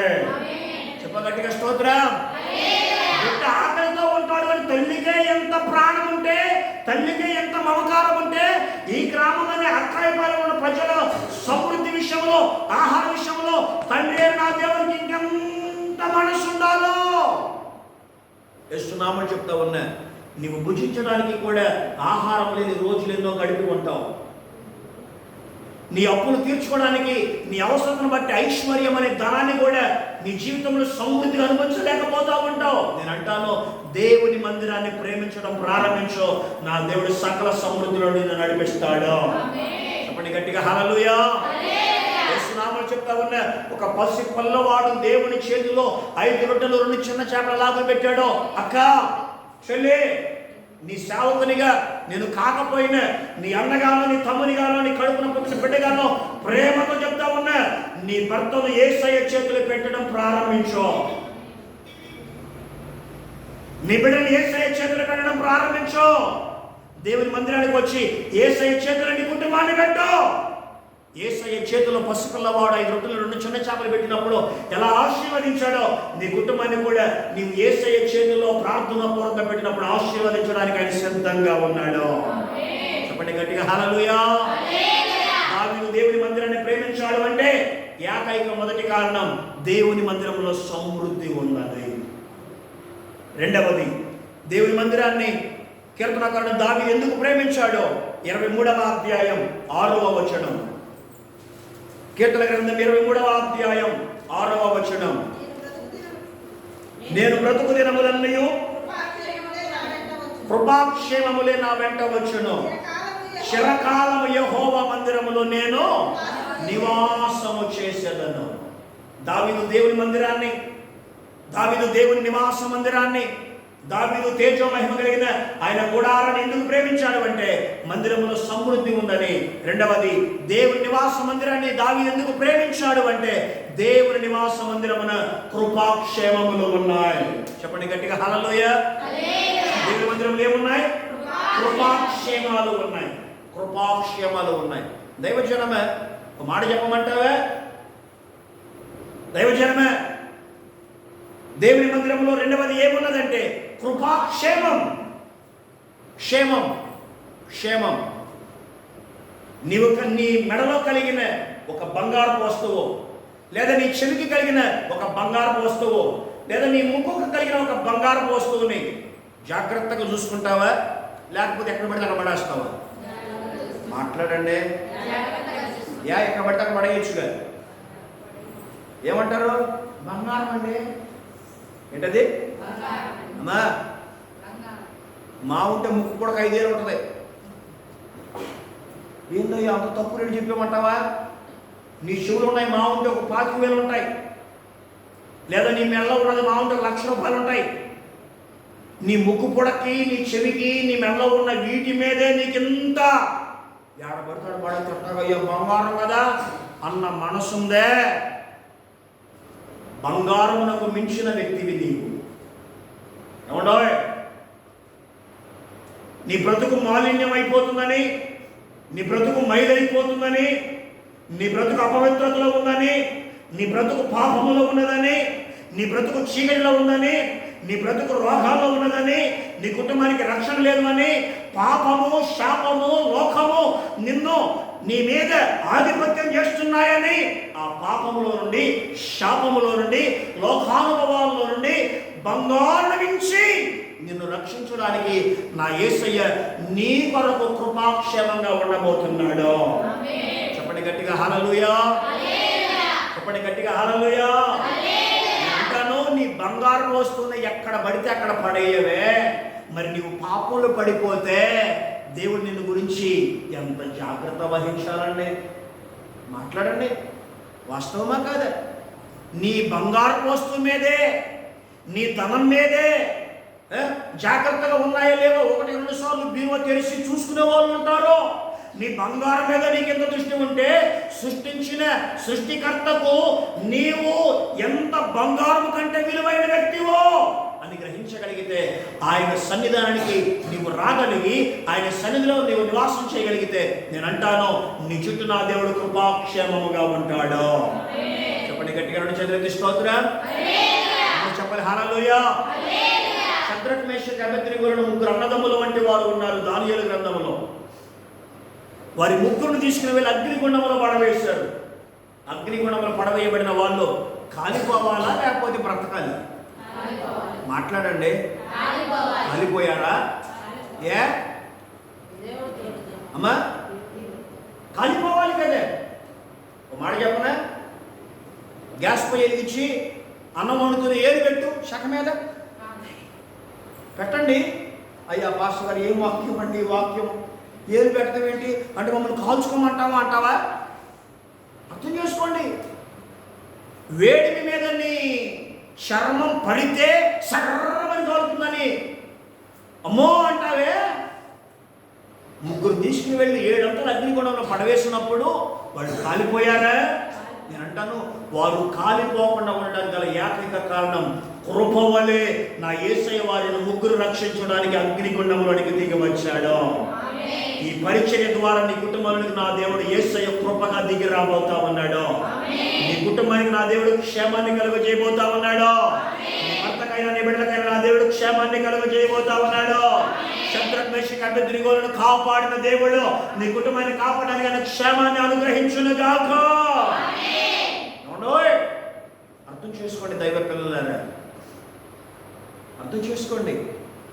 దేవుని మందిరాన్ని దావీదు ప్రేమిస్తే సమృద్ధిని అనుభవించాడు.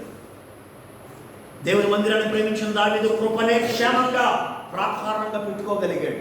యేసునామములో చెప్తా ఉన్నాను, దేవుని మందిరాన్ని ప్రేమించడంలో, దేవుని మందిరంలో పరిచర్య చేయడంలో, దేవుని మందిరంలో నివాసం చేయడంలో మీరు ఎడతెగక నిలబడండి. నిత్యముగా కృపనే నీ చుట్టూ, కృపనే నీ భర్త చుట్టూ, కృపనే నీ బిడల చుట్టూ, కృపనే నీ యావదాస్తి చుట్టూ నా దేవుడు క్షేమకరమైన ప్రాకారంగా ఉంచునుగాక.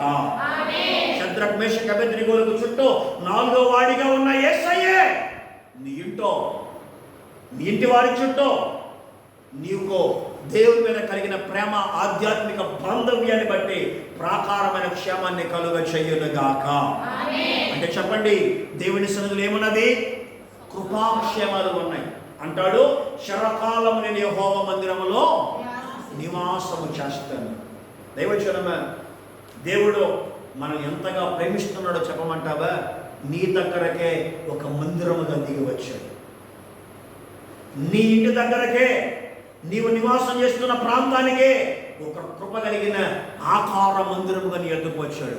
దేవుడే నీ ఎద్దుకు వచ్చినప్పుడు, దేవుడి కృపయే మందిరముగా నీ ఎద్దు నిర్మించబడినప్పుడు, నీవు రాకపోతే, నీవు వచ్చి దేవుని సన్నిధిలో నిలవకపోతే, దేవుని సన్నిధిలో ఆరాధించకపోతే, దేవుని చూస్తున్న చూపులో నీవు కనబడకపోతే, ఈ లోకంలో నేను అంటాను, నిన్ను రక్షించడానికి వచ్చిన దేవుడు తప్ప మరొకడు ఎవ్వడు కూడా నీ అనారోగ్యంలోనైనా, నీ అనార్థికంలోనైనా, నీ యొక్క ఆధ్యాత్మిక జీవితంలోనైనా ఎవడు సంరక్షించడానికి రాలేడు. యేసునామములో చెప్తా ఉన్నా, దేవుని మందిరంలో ఉన్న కృపాక్షేమము నిత్యము నీ వెంట వచ్చునుగాక. దేవుని మందిరంలో 3వది ఇంకా ఏమి ఉన్నదంటే చూడండి 84వ అధ్యాయం కీర్తన గ్రంథం 2వ వచనం. 84వ అధ్యాయం కీర్తన గ్రంథం 2వ వచనం. యెహోవా మందిర ఆవరణములను చూడవలెనని నా ప్రాణం ఎంతో ఆశపడుచున్నది. అది సొమ్మసిల్లుచున్నది. జీవము గల దేవుని దర్శించుటకు నా హృదయము నా శరీరము ఆనందముతో కేకలు వేయుచున్నది. చెప్పండి స్తోత్రం. దావీదు దేవుని మందిరాన్ని ప్రేమించడానికి గల మొదటి కారణం దేవుని మందిరంలో సమృద్ధి ఉంది. రెండవ కారణం కృపాక్షేమాలు వెంట వస్తాయి. మూడవ కారణం దేవుని నివాస మందిరమున దేవుని దర్శనం ఉన్నది. చెప్పండి స్తోత్రం.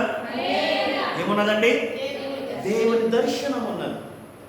ఆ దేవుని దర్శనము కలిగిన ఆ మందిరము కొరకు కీర్తనకారుడు దావీదు అంటున్నాడు, నా ప్రాణం ఎంతో ఆశపడుతున్నది, నా ప్రాణము సొమ్మసిల్లుచున్నది. జీవమైన దేవా, నిన్ను చూడాలి అని నా హృదయము నా శరీరము ఆనందముతో కేకలు వేయించున్నది. అర్థం చేసుకోండి. నీ హృదయమే దేవుని ఆలయముగా నీవు మార్చుకొని, నీ శరీర అవయవాలను ప్రభువు కొరకు ప్రతిష్ఠించుకొని, ఎవడో జీవము కలిగిన దేవుణ్ణి చూడాలి, అనుభవించాలి, ఆయన కృపను పొందాలి, ఆయన మేలును పొందాలి, ఆయన వద్ద ఉన్న ఆరోగ్యం పొందాలి, ఆయన వద్ద ఉన్నటువంటి దీవెనకరమైన నిధిలో ఉన్న మహదైశ్వర్యము పొందాలి అని నీవు గనక ఆశ కలిగి వస్తే, హృదయ శరీర ఆనందముతో నీవు కేక వేయిస్తూ వస్తే, నేను అంటాను, నా దేవుడు తన దర్శనము చేత నీతో మాట్లాడటం ప్రారంభిస్తాడు. చెప్పండి గట్టిగా హల్లెలూయా. చెప్పండి గట్టిగా హల్లెలూయా. దైవజనమే, ఈ మాటను బట్టి ఒక చక్కటి మాట ఖచ్చితంగా చెప్పగలుగుతాను. ఈ పరిచర్యలో, ఈ మందిర కట్టడ నిర్మాణంలో ఎన్నో శ్రమలు మీకు ఎదురవుతూ ఉన్నాయి అనుకుంటా. ఎన్నో ఆర్థికపరమైన అవసరతలు ఉన్నాయి. దైవ సేవకులు ప్రార్థనాపూర్వకంగా, ఇది నా ఇల్లు కాదు, నా దేవుని ఇల్లు, ఇది నా కొరకు నిర్మించట్లే, ఆ గ్రామ రక్షణ కొరకు నిర్మిస్తున్నారు అని తను ఖర్చు పెట్టింది ఎందుకో చెప్పనే, మీరందరూ దేవుణ్ణి దర్శించాలనే. చెప్పండి గట్టిగా స్తోత్రం. మీ హృదయం మీ శరీరం ఆనందముగా దేవునిలో నివాసం చేయాలి అని ఎంత ఖర్చు పెట్టి మందిరాన్ని నిర్మించినప్పుడు, ఈ మందిరంలో ఉన్న దైవ దర్శన కృప వలన నీ కుటుంబాలు దర్శింపబడునుగాక. మాట చెప్పనే, పరిశుద్ధమైన గ్రంథములో, పాత నిబంధన గ్రంథములో దెబోరా అనే ఒక నాయకురాలు ఉన్నది. రోషము కలిగిన వ్యక్తి, ధైర్యము కలిగిన వ్యక్తి, వాక్యాన్ని ప్రకటిస్తూనే దైవ సేవకురాలు విశ్వశాంతి గారి కొరకు నేను ప్రార్థిస్తున్న ఒక దెబోరాకి ఇచ్చిన ధైర్యం నా దేవుడి సేవకురాలకు ఇచ్చునుగాక. ఒక దెబోరాకున్న నాయకత్వ గుణాతిశయాల్లో దైవ సేవకులు నా దేవుడు కలుగ చేయునుగాక. కొత్త నిబంధన గ్రంథములో జకరియా భార్య ఎలిజబెత్ ఒకటి ఉన్నది. జకరియా యాజకుడు, ధూపం వేసేవాడు. ఈ ఎలిజబెత్ యాజకుడు కొరకు నిత్యము ప్రార్థన చేసేది. నీతిమంతురాల్లో నిందారహితంగా నడిచిన వ్యక్తి. ఎన్నో నిందలు ఎదురవుతూ ఉన్నాయి, ఎన్నో నెపములు మోయబడుతూ ఉన్నాయి, ఎన్నో మాటలు నోట నుండి ఏది వస్తే అది మనుషులనే కాలు అంటూ ఉంటారు. నేను అంటాను, ఎస్తేరు 127 సంస్థానాల్లో ఉన్న యూదుల కొరకు ఎలా నడుము కట్టుకుని ఉపవాస ప్రార్థన చేసిందో, మీరందరిలో కూడా ఎస్తేరు గుణం ప్రారంభమగునుగాక. మీ కుటుంబాల కొరకు మీరే ఎస్తేరులాగా నడుము కట్టుకుందురుగాక. ఎలిజబెత్ ఏం చేసిందో చెప్పనే, నిందారహితంగా సేవకులతో పాటు నడిచింది. నేను అంటాను, దైవ సేవకురాలు నాకు చెల్లి వంటిది, వయసులో పెద్దదైతే అక్క వంటిది. ఆవిడ తను చేస్తున్న ఈ పరిచయలో నిందారహితురాలుగా, నీతిమంతురాలుగా, రోషాగ్ని కలిగి చేస్తున్న ఈ పరిచయను నా దేవుడు విస్తరింప చెయ్యునుగాక. నూతన ఆత్మలతో ఈ గ్రామంలో ప్రతి ఒక్కరిని రక్షించి ఆయన మందిర దర్శనంలో ప్రతి ఒక్కరిని దేవుడు వెలిగించునుగాక. గట్టిగా స్తోత్రం. దైవజనమే, నా మాట అర్థం చేసుకోండి. సమయాలు ఒక రోజున మందిరంలో పడుకుని ఉన్నాడు. అదే మందిరంలో ఏలీ కూడా పొరుండి ఉన్నాడు. ఏలీ అనే దైవజనుడు పడుకున్నాడు, సమయాలు అనే చిన్న బాలుడు కూడా పడుకుని ఉన్నాడు.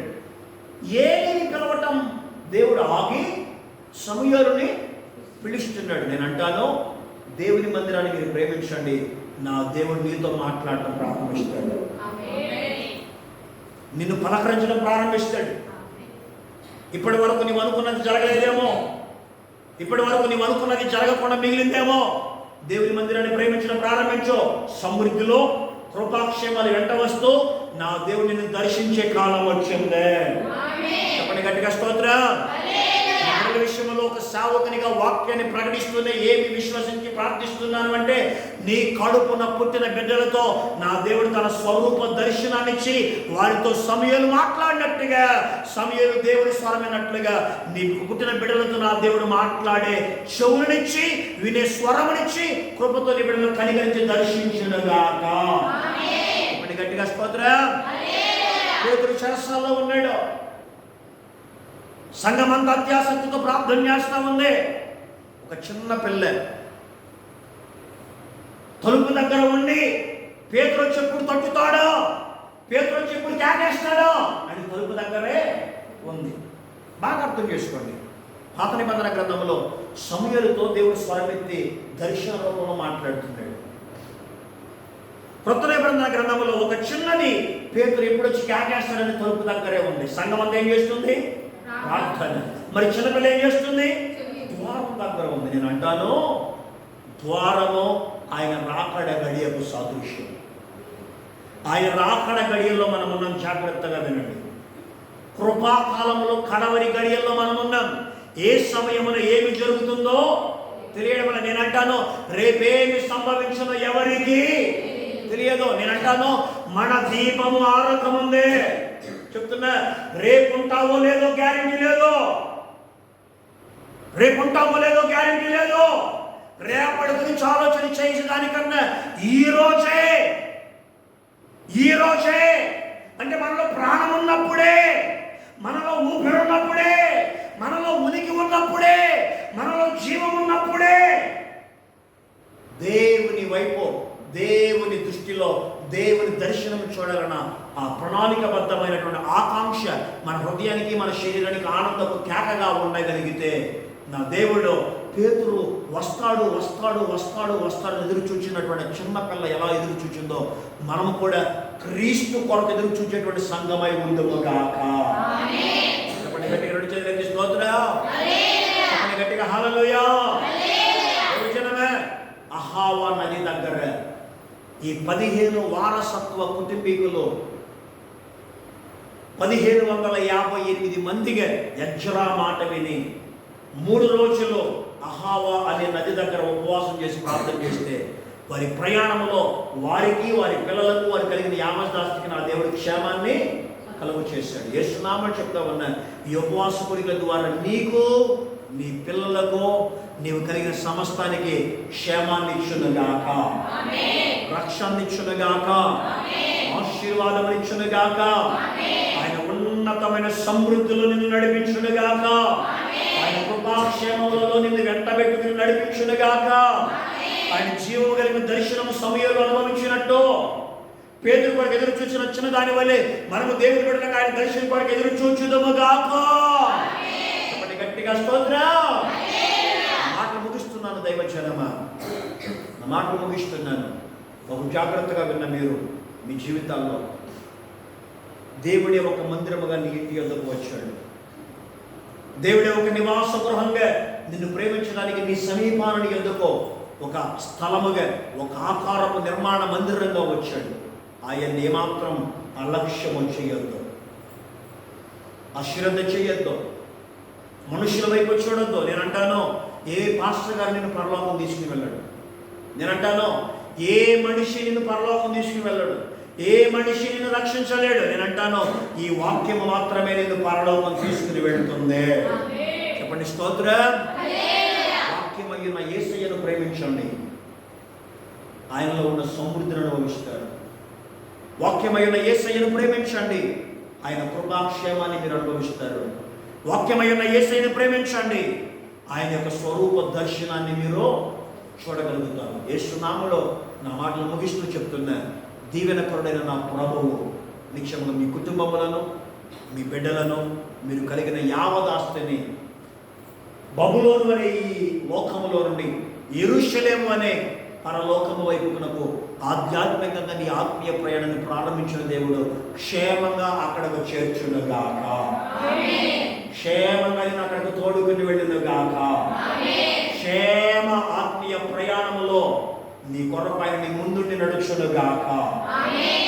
దైవ సేవకురాలి తన కుటుంబ, తన ఆలోచన, తన సేవకుని, తన భర్త గారి ఏకైక, తన ఇంటి వారి, తన మావయ్య గారి ఏకైక తలంపు ఏమిటంటే ఈ గ్రామం అంతా దేవునితో ఆత్మీయ ప్రయాణం చేయాలని, ఈ గ్రామం అంతా రక్షింపబడాలని, ఈ గ్రామం అంతా అన్ని విషయాలలో ఆశీర్వాదకరంగా ఉండాలని ఎంతగా ప్రేమించి మన యొద్దకు దేవుడే సేవకురాండ్రను సేవకులు నడిపించినప్పుడు ఏమాత్రం అలక్ష్యము చేయక, ఏమాత్రం అశ్రద్ధ చేయక ఆయన్ని ప్రేమించి ఆయన ప్రేమలో ఉన్న సమస్త సమృద్ధి, కృపాక్షేమం, ఆయన దైవ దర్శనం మనము కలిగి ఈ ఆత్మీయ ప్రయాణంలో యేసు ఉన్న చోటికి మనము వెళ్ళుదుగాక.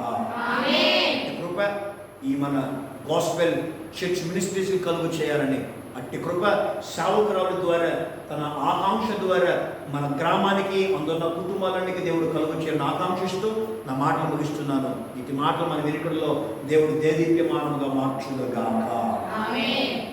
ఆమేన్.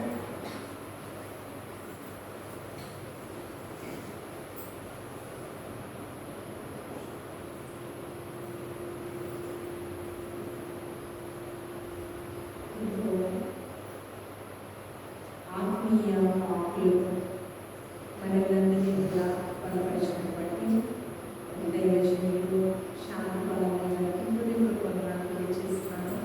గాస్పెల్ చర్చ్ మినిస్ట్రీస్ నుంచి అందరూ లేచి పడతాము. ముగింపు ప్రార్థన దైవ ఆశీర్వాదంతో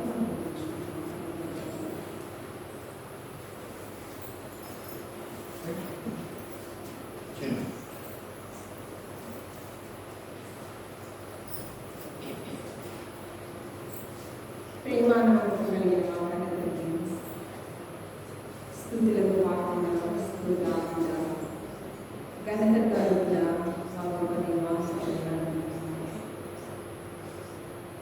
సత్యవాకు, సజీవవాకు, నిత్య జీవానికి చేర్చేటటువంటి మార్గమైనది.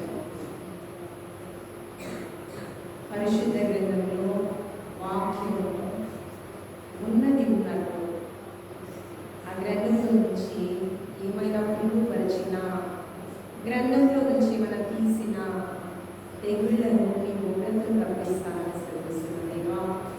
కేవలం సత్యవాక్యము ఉన్నది ఉన్నట్లుగా ప్రకటింపబడినటువంటి దైవజనులు, అభిషేకులు, శాంతి మాలయ్య గారి బట్టి హృదయపూర్వక వందనాలు తెలియజేస్తున్నారు.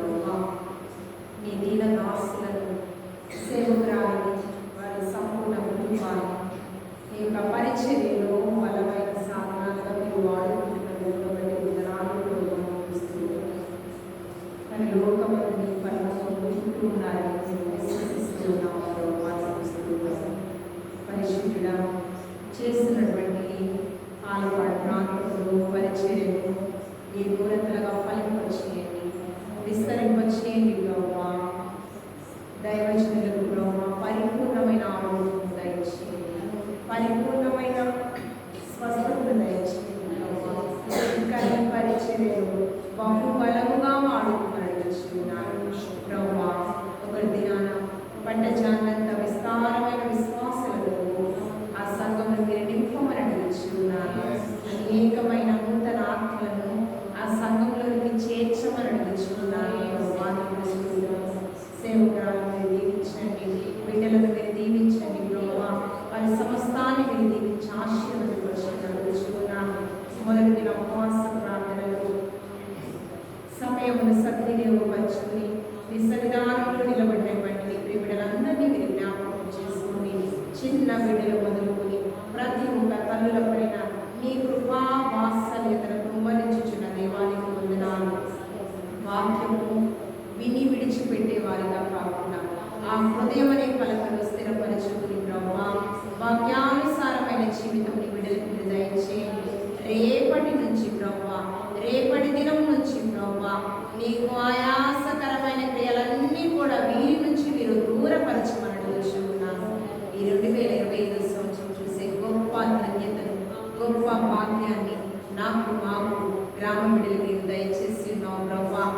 నూతన సంవత్సరంలో నీ చిత్తానుసారంగా నీ సంకల్పానుసారంగా జీవించేటటువంటి గొప్ప జ్ఞానాన్ని వీరికి దయచేయమడుగుచున్నాను ప్రభువా. అవును ప్రభువా, జ్ఞాని అయినటువంటి సలోమాను గారు దైవ జ్ఞానాన్ని ఆశించాడు ప్రభువా. మేమందరము కూడా కుటుంబాన్ని కట్టేటటువంటి బాధ్యత ప్రతి ఒక్క శ్రీమూర్తికి ఇచ్చాము. ఈ సంఘములో అనేక మంది శ్రీమూర్తి నిలబడి ఉన్నారు. జ్ఞానము కలిగిన స్త్రీ, దైవ జ్ఞానము కలిగిన స్త్రీ, దైవ భీతి కలిగిన స్త్రీ కుటుంబాన్ని మాత్రమే కట్టునన్న రీతిగా ప్రభువా దైవ జ్ఞానంతో బలపరచండి. హృదయంలో మీరు స్థిరపరచబడుచున్నారు. పరిపూర్ణమైన ఆరోగ్యవంతులుగా చేయండి. కుటుంబాలలో క్షేమాభివృద్ధిని దయచేయండి. కుటుంబాలలో శాంతి సమాధానాలను దయచేయండి.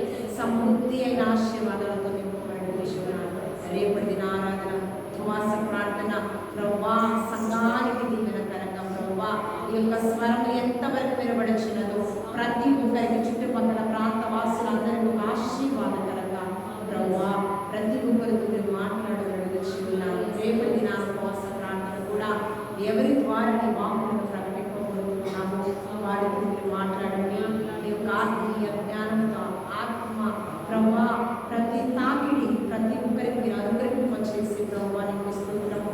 ఆత్మ సంబంధమైన వాటి మీద దృష్టి కేంద్రీకృతమైనట్టు ఇక నుంచి వీరి పరిపూర్ణమైన ప్రభువా ఆత్మతో మీరు నింపమని, నీ పరిచర్యలు నీ సంఘ పరిచర్యలు పాత్రలుగా మీరు వాడుకోమని వచ్చినటువంటి ప్రభువా దైవజనుల కుటుంబాన్ని మరుగుగా దీవించండి. వస్తున్నటువంటి ప్రభువా మరొక సహోదరి వారి కుటుంబాన్ని మనం దీవించి ఆశీర్వదించమని ఈ యొక్క సమయంలో నన్ను బట్టి కూడా ప్రార్థన చేస్తున్నాను. పరిపూర్ణమైన ఆనందం దయచేయండి ప్రభువా. నీ పరిచర్యలు ఇంకా మాకు బలముగా వాడుకున్నాడు. దైవజనుల ద్వారా దేవురానేటువంటి ప్రభువా ఆ యొక్క ప్రవక్తి ఎంత ధైర్యంతో నీ పరిచర్య చేసిందో అటువంటి ధైర్యము నాలో మీరు నింపమని అడుగుచున్నాను ప్రభువా. నీకు స్తోత్రం. ఈయన వేసి నీకు పిలుస్తానన్నావు. నాను నీ వాక్కులను బలమైన వాక్కులను నీ యొక్క అగ్ని వంటి వాక్కులను ప్రకటింపబడినట్లు ఇంకా బహు బలముగా నీ పరిచర్యలో నన్ను సంతోష్ మాస్టర్ గారి బిడ్డలను సంపూర్ణ కుటుంబాన్ని మీరు నింపమని ఈ పరిచర్యలో ఉపదంతల నూరంతలుగా మీరు ఫలింపచేయమని క్రీస్తు పరిశుద్ధ నామములో అడిగి వేడుకుని ప్రార్థించుచున్నాము తండ్రి. మాస్టర్ గారు ఆశీర్వాదం ఇస్తారు. పరలోక ప్రార్థనతో ఆశీర్వాదంతో మనం ముగించుకుందాము. పరలోకమందున మా తండ్రి, నీ నామము పరిశుద్ధపరచబడుగాక, నీ రాజ్యం వచ్చుగాక, నీ చిత్తము పరలోకమందు నెరవేర్చున్నట్లు భూమియందును నెరవేరుగాక. మాకు కావలసిన ఆహారం నేడు మాకు దయచేయము. మా రుణస్తులు మేము క్షమించిన ప్రకారము మా రుణములు క్షమించుము. మమ్మల్ని శోధనకి తాకిడి నుంచి తప్పించుము. ఎందుకంటే రాజ్యము బలము మహిమ నిరంతరము నీవైనావు తండ్రి.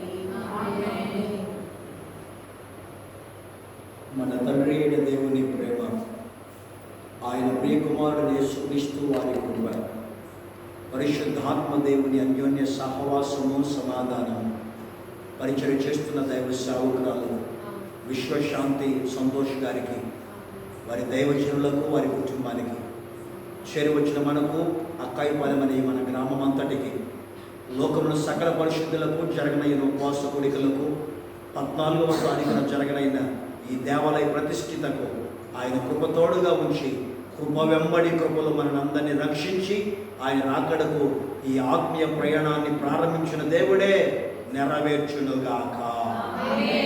ఆమేన్.